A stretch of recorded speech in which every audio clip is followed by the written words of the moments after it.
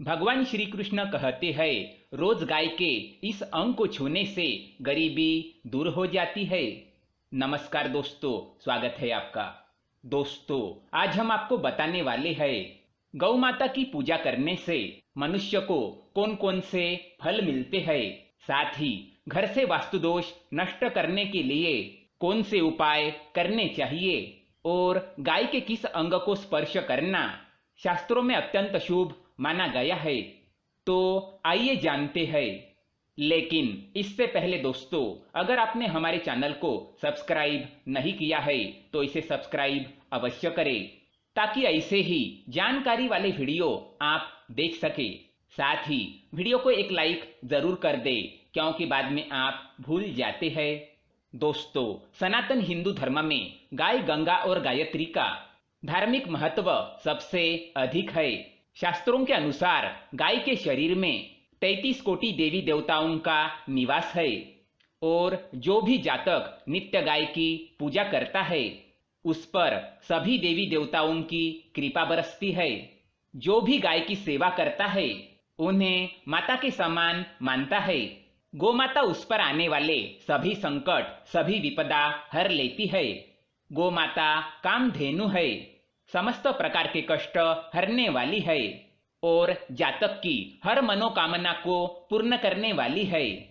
कहा जाता है कि सूर्यास्त के पश्चात जब गाय वन से घर लौटती है तो उसके खुरों से जो धूल उड़ती है उससे मनुष्य के सभी पाप धुल जाते हैं। अगर व्यक्ति क्रोधी है, पढ़ाई में कमजोर है, बोलने में असमर्थ है, तो व्यक्ति को गौ माता को हरा चारा अवश्य खिलाना चाहिए। इससे बुध ग्रह की दशा भी ठीक हो जाती है और सभी दिक्कतें दूर होने लगती है। गाय का दान करना शास्त्रों में अत्यंत शुभ फलदायी माना गया है। अगर मंगल की दशा खराब हो तो किसी ब्राह्मण को या किसी गरीब व्यक्ति को गौदान अवश्य करे। अगर नवग्रहों की शांति और शनि की दशा ठीक करनी है तो काली गाय का दान अवश्य करे। इससे सभी कष्टों से मुक्ति मिलती है और शनिदेव की कृपा से सब कुछ ठीक हो जाता है। अगर कोई कार्य रुका हुआ है, कितने ही प्रयास करने पर उसमें सफलता नहीं मिलती है, तो मनुष्य को गौ माता को रोटी खिलाकर उसके कान में अपनी मनोकामना अवश्य कहनी चाहिए। गाय की नियमित पूजा करने से माँ लक्ष्मी प्रसन्न होती है और घर की आर्थिक स्थिति भी मजबूत हो जाती है। गर्मियों के दिनों में द्वार पर आई गौ माता को पानी अवश्य पिलाए। ऐसा करने से व्यक्ति को सभी प्रकार के रोगों से मुक्ति मिलती है। सर्दियों के दिनों में गौ माता को गुड़ अवश्य खिलाए, लेकिन गर्मियों के दिनों में गुड़ ना खिलाए। अगर पितृदोष दूर करना चाहते हैं तो गौ माता को अमावस्या के दिन रोटी, गुड़ और चारा अवश्य खिलाए। ये फायदेमंद रहता है। इससे सभी पितृदोष समाप्त हो जाते हैं। साथ ही गौ माता की पूजा से नवग्रहों की शांति भी हो जाती है। अगर बच्चे कहना नहीं मानते हैं, कहने से बाहर है, उनका स्वभाव क्रोधी है और बात बात पर गुस्सा हो जाते हैं, तो किसी दिन द्वार पर आई गौ माता को उनके हाथ से लगा हुआ भोजन अवश्य खिलाए। गौ माता की पीठ पर एक उभरा हुआ कुबड़ होता है। उस कुबड़ में सूर्य केतु नाड़ी होती है। रोजाना सुबह गौ माता के इस कुबड़ पर हाथ फेरने से मनुष्य की सभी मनोकामनाएं पूर्ण होती है। उसके सभी आर्थिक संकट भी दूर हो जाते हैं और गरीबी का नाश होता है। इसके साथ उसके सभी रोगों का भी नाश हो जाता है। इसलिए द्वार पर आई गौ माता की पीठ पर एक बार अवश्य हाथ फिराए।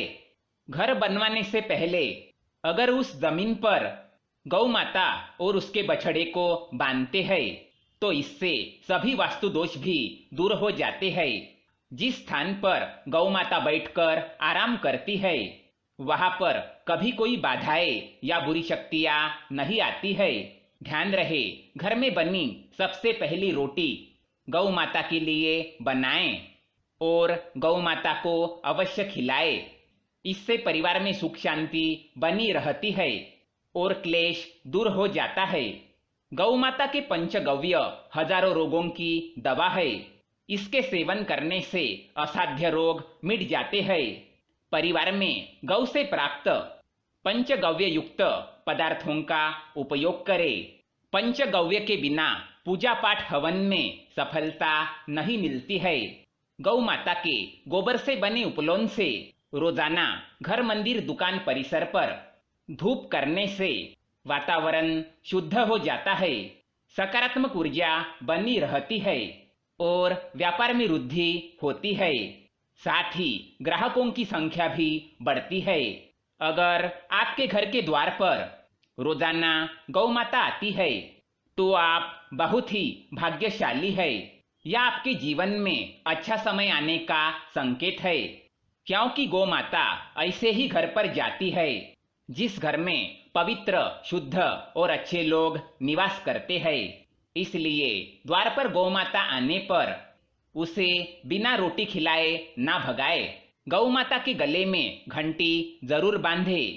गाय के गले में बंधी घंटी बजने से गौ माता की आरती होती है और इससे 33 कोटि देवी देवताओं की आरती का फल मिलता है।